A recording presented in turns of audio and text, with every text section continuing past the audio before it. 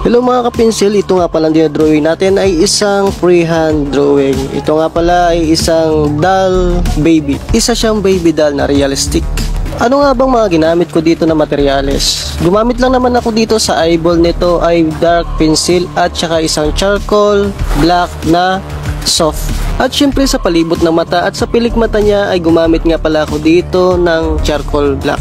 Huwag nyo nga pala kalimutan na i-follow itong page ko. At pagdating nga pala sa skin tone ay gumamit nga pala ako dito ng graphite powder at gumamit din ako dito ng pencil. Pagdating nga pala sa labi ay gumamit nga pala ako ng 2B pencil at 3B pencil. Pagdating din dito sa may ngipin ay gumamit din ako dito ng 3B pencil. At dito naman sa may dark niya, sa may loob ng ngipin niya ay gumamit din ako dito ng 8B pencil at charcoal black. Ngayon naman, pagdating naman sa hair ay gumamit nga pala ako dito ng 8B pencil, yung dark na dark. At pinunasan ko nga pala ito ng brush. At syempre ang ginamit ko nga palang powder dito sa my hair ay yung 8B pencil na ipinowder ko. Pagkatapos ko kasing gawin yung hair gamit yung 8B pencil ay pinowder ko na rin yung 8B pencil bago ko ito nilagay sa hair. Syempre gumamit ako ng brush, kinuskus ko yung brush sa may powder bago ikinuskus ko naman ito sa my hair.